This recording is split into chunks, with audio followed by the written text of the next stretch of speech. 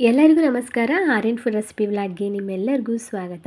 Friends, ಇವತ್ತು ತುಂಬಾ ರುಚಿಯಾಗಿರಕ್ಕಂಥ ತಲೆಕಾಲು mutton ಸಾಂಬಾರನ್ನ ತುಂಬಾ ಸರಳವಾಗಿ ರುಚಿಯಾಗಿ ಮಾಡ್ಕೋಬೋದು.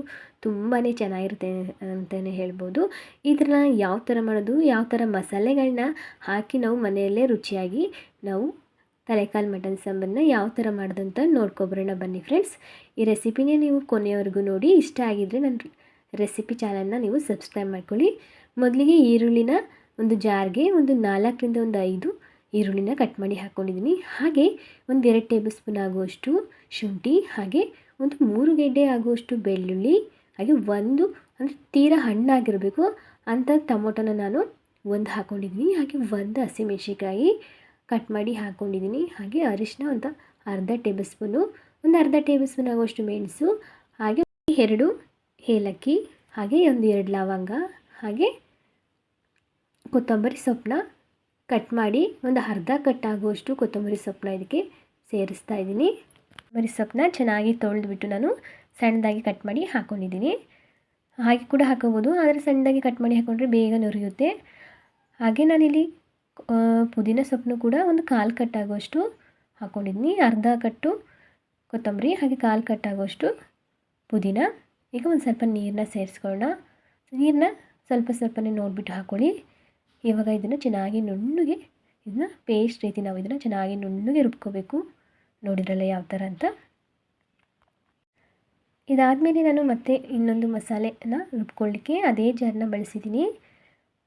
ಇವಾಗ ಒಂದು ಅರ್ಧ ಭಾಗದಷ್ಟು ಕಾಯಿ ತುರಿನ ನಾನು ಇದಕ್ಕೆ ಹಾಕ್ಕೊಳ್ತಾ ಇದ್ದೀನಿ. ಒಂದು ಅರ್ಧ ಹೋಳು ಹಾಕ್ಕೊಂಡ್ರೆ ಸಾಕು.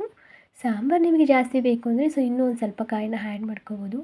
ನಾನಿಲ್ಲಿ ಅರ್ಧ ಹೋಳಾಗುವಷ್ಟು ಕಾಯಿನ ತುರ್ಕೊಂಡು ಹಾಕ್ಕೊಂಡಿದ್ದೀನಿ ಒಂದು ಜಾರ್ಗೆ.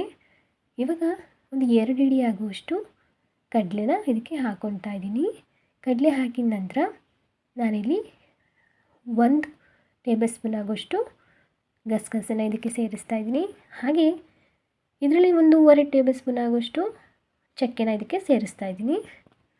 ಇಷ್ಟನ್ನೆಲ್ಲ ಹಾಕಿದ ನಂತರ ನೀರನ್ನ ನೋಡ್ಕೊಂಡ್ಬಿಟ್ಟು ನಾವು ಇದು ಕೂಡ ನುಣ್ಣಗೆ ರುಬ್ಕೋಬೇಕು. ನೀರನ್ನ ನಾವು ನೋಡಿಕೊಂಡು ಸ್ವಲ್ಪನೇ ಹಾಕ್ಕೊಂಡು ಇದನ್ನು ತೀರಸೆ ನುಣ್ಣಗೆ ನಾವು ಇದನ್ನು ರುಬ್ಕೋಬೇಕು. ತರಕಾರಿ ಇದ್ದರೆ ಸಾಂಬಾರು ಅಷ್ಟು ಚೆನ್ನಾಗಿ ಬರಲ್ಲ. ತೀರ ನುಣ್ಣಗೆ ನಾವು ಎರಡನ್ನೂ ಕೂಡ ಮಸಾಲೆನ ಇವಾಗ ರುಬ್ಕೊಂಡು ರೆಡಿ ಮಾಡ್ಕೊಂಡಾಗಿದೆ. ಇದನ್ನ ಒಂದು ಸೈಡಿಗೆ ಎತ್ತಿಟ್ಕೊಳ್ಳೋಣ. ಇವಾಗ ಮಸಾಲೆ ಕೂಡ ರೆಡಿಯಾಗಿದೆ ಅಲ್ವಾ. ಇವಾಗ ಒಂದು ಕುಕ್ಕರ್ಗೆ ಒಂದು ಅರ್ಧ ಕಪ್ ಆಗುವಷ್ಟು, ಅರ್ಧ ಕಪ್ಪಲ್ಲಿ ಒಂದು 1/4 ಕಪ್ ಆಗುವಷ್ಟು ನಾನು ಇಲ್ಲಿ ಎಣ್ಣೆನ ಹಾಕ್ಕೊಳ್ತಾ ಇದ್ದೀನಿ. ಇವಾಗ ಇದಕ್ಕೆ ಒಂದು ಈರುಳ್ಳಿನ ಉದ್ದವಾಗಿ ಕಟ್ ಮಾಡಿ ಹಾಕ್ಕೊಂಡಿದ್ದೀನಿ. ಈರುಳ್ಳಿ ಹಾಕೋದ್ರಿಂದ ಒಂದು ಒಗ್ಗರಣೆಗೆ ತುಂಬಾ ಚೆನ್ನಾಗಿ ಒಂದು ಒಳ್ಳೆ ಫ್ಲೇವರ್ ಬರುತ್ತೆ. ಇದು ಈರುಳ್ಳಿನ ಒಂದು ಸ್ವಲ್ಪ ಫ್ರೈ ಮಾಡ್ಕೊಂಡ ನಂತರ ಮೊದಲಿಗೆ ನಾವು ಏನು ಈರುಳ್ಳಿ ಖಾರನ ರುಬ್ಕೊಂಡಿದ್ದೀವಲ್ಲ ಅದನ್ನ ಹಾಕ್ಕೊಂಡು ಇದಕ್ಕೆ ಒಂದು ಸ್ವಲ್ಪ ನೀರನ್ನ ಸೇರ್ಕೊಳ್ಳೋಣ. ಸ್ವಲ್ಪ ನೀರನ್ನ ಸೇರಿಸ್ಕೊಂಡ್ಬಿಟ್ಟು ಇದನ್ನ ಒಂದು ಸ್ವಲ್ಪ ಹಸಿ ಖಾರ ಸ್ವಲ್ಪ ಘಮ ಎಲ್ಲ ಹೋಗಬೇಕು, ಹಸಿ ವಾಸನೆದು ಅಲ್ಲಿವರೆಗೂ ಸ್ವಲ್ಪ ನಾವು ನೀಟಾಗಿ ಮಿಕ್ಸ್ ಮಾಡ್ಕೊಳ್ಳೋಣ. ಇದು ಒಂದು ಕುದಿ ಬಂದರೆ ಸಾಕು.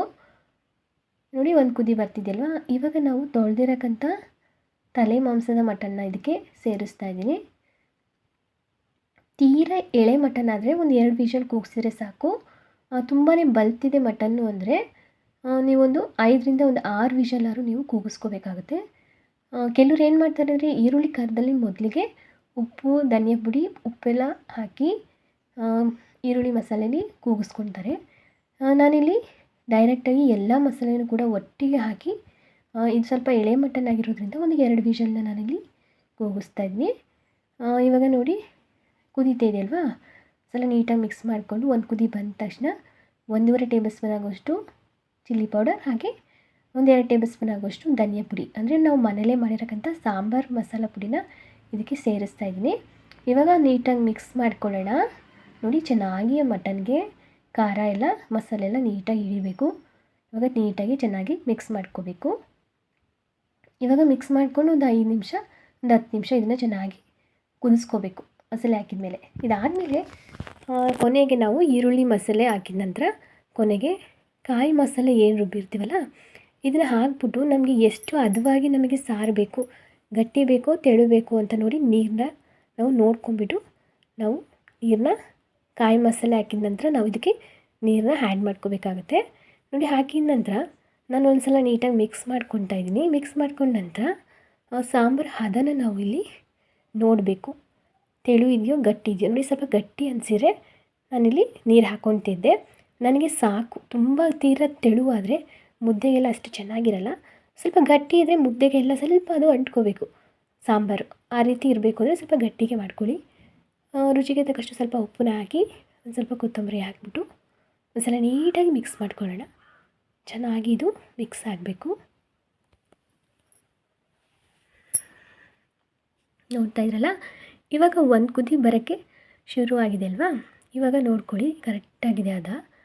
ಇವಾಗ ಕುಕ್ಕರ್ ಮುಚ್ಚಳನ ನಾವು ಕ್ಲೋಸ್ ಮಾಡೋಣ. ಒಂದು ಕುದಿ ಬಂದಮೇಲೆ ಕ್ಲೋಸ್ ಮಾಡಿ. ನೋಡ್ತಾ ಇದ್ರಲ್ಲ, ಇವಾಗ ವಿಷಲ್ ಕೂಡ ಹಾಕ್ತಾಯಿದ್ದೀನಿ. ಇಲ್ಲಿ ನಾವು ಎಳೆ ಮಟನ್ ತಗೊಳ್ಳೋದ್ರಿಂದ 2 ವಿಷಲ್ ಕೂಗಿಸಿದ್ರೆ ಅಷ್ಟೇ ಸಾಕು. ತುಂಬಾ ಚೆನ್ನಾಗಿ ಬೆಂದಿದೆ ಅಲ್ವಾ. ನೋಡಿ ಓಪನ್ ಮಾಡಿ ತೋರಿಸ್ತಾ ಇದ್ದೀನಿ.